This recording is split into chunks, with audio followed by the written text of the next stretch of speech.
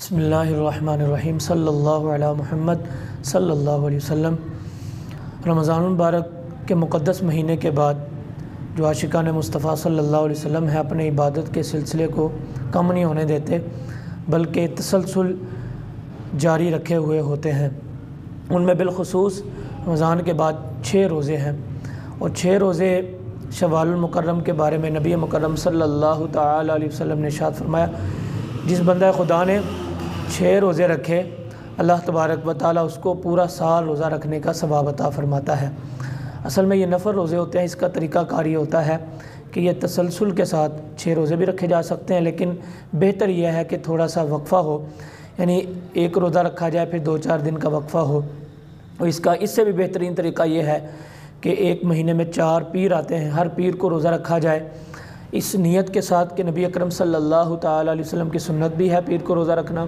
اور ساتھ ساتھ شوال المکرم کی نیت بھی ادا ہو جائے گی، اور 2 روزے کسی اور دنوں میں رکھ لیں۔ نبی پاک صاحب الاولاق صلی اللہ تعالی علیہ وسلم نے ارشاد فرمایا، جس نے زندگی میں ایک نفل روزہ رکھا، پوری روئے زمین کے برابر اگر کوئی سونا صدقہ کر دے، یہ نفلی صدقے کے بارے میں بیان کیا،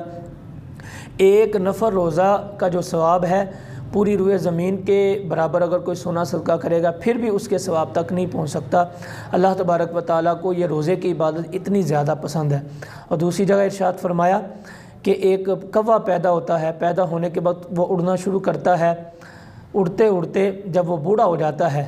اگر ایک نفل روزہ رکھا جائے تو اللہ تبارک و تعالیٰ وہ کوا جو زندگی بھر اتنا اڑا ہوتا ہے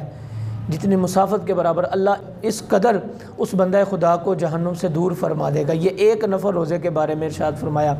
جو 6 نفل روزے رکھے شوال میں یا وقتاً فوقتاً پورا سال روزہ رکھتا رہے، اللہ تبارک و تعالیٰ اس کو کس قدر اجر عطا فرمائے گا۔ اس لیے ارادہ کریں کہ انشاءاللہ تبارک اللہ شوال المکرم کے 6 روزے ضرور رکھیں گے۔ اللہ پاک عمل کرنے کی توفیق عطا فرمائے۔